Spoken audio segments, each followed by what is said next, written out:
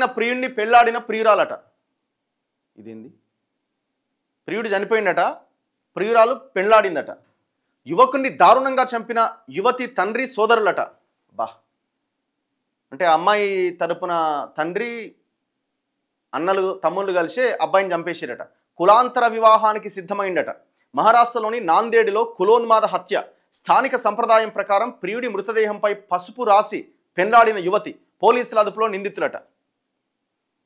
ఎంత దారుణం చూడండి. ఇప్పుడు ఇక్కడ కూడా మన షాద్ నగర్ దగ్గర మనం చూసినాం కదా, అది కూడా కులోన్మాద హత్యనే, కుల అహంకార హత్యది.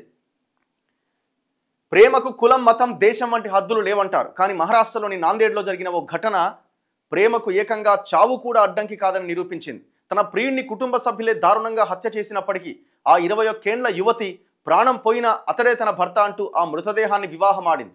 నవంబర్ 27వ తేదీన జరిగిన ఈ ఘటన ఆలస్యంగా వెలుగులోకి వచ్చింది. నాందేడ్కు చెందిన అంచల్ మామిడ్వార్ తన సోదరుడి స్నేహితుడైన సాక్షత్ తాతేతో ప్రేమలో పడింది. ఇద్దరూ కలిసి బతకాలని కలలుగన్నారు. ఇరువురి కులాలు వేరు కావడంతో ఆంచల్ తండ్రి, ఇద్దరు సోదరులు ఈ బంధాన్ని వ్యతిరేకించారు. ఆంచల్ కుటుంబం నుంచి తీవ్ర బెదిరింపులు ఉన్నా పెళ్లి చేసుకోవడానికి సిద్ధమయ్యారా ప్రేమికులు. వేరే కులం వాడిని పెళ్లి చేసుకుంటే పరువు పోతుందని భావించిన ఆంచల్ కుటుంబ సభ్యులు సాక్ష్యంను ఎలాగైనా చంపాలి అని నిర్ణయించుకున్నారు. 4 రోజుల క్రితం ఆంచల్ తండ్రి గజానన్, ఇద్దరు సోదరులు సాహిల్, హిమేష్ మరో ఇద్దరితో కలిసి సాక్ష్యంపై దాడి చేశారు. తుపాకీతో కాల్పులు జరిపి ఆ తర్వాత రాయితో మోది దారుణంగా హత్య చేశారు. విషయం తెలుసుకున్న ఆంచల్ గుండెల విసేలా రోధించింది. గత నెల 28వ తేదీన సాయంత్రం అంత్యక్రియలకు ఏర్పాట్లు జరుగుతున్న సమయంలో సాక్ష్యం ఇంటికి చేరుకుంది. ప్రియుణ్ణి చంపి తన తండ్రి సోదరులు గెలిచామని భావిస్తున్నారు. తన ప్రేమకు మరణం లేదని లోకానికి చాటాలని భావించింది. చనిపోయినా బతికున్నా అతడే తన భర్త అంటూ ప్రియుడి మృతదేహంపై పసుపు రాసి తన నుదిటిపైన సింధూరం దిద్దుకొని జీవితాంతం సాక్ష్యం భార్యగా అతని ఇంట్లోనే బతుకుతాను అని ప్రతిజ్ఞ చేసింది. తన తండ్రి సోదరులను ఉరితీయాలని ఆమె డిమాండ్ చేసింది.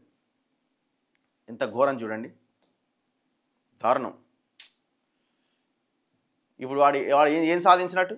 లోపలికి పోతాడు, ఆ కేసు ప్రూవ్ అవుతుంది, ఆ అమ్మాయి కూడా ఊరుకునేది ఏం లేదు. మారుతిరావుది ఏమైంది? మారుతిరావు కేసు ఏమైంది? చివరికి అంత సంపాదించి కోటాను కోట్ల రూపాయలు సంపాదించి చివరికి కులం అనే దానితోటి కథం అయిపోయిండు. ఒకరిని కథం చేసిండు, సక్సెస్ సాధించేసిన అనుకున్నాడు. ఏమైంది? లాస్ట్కి వాడు కూడా చచ్చిండు.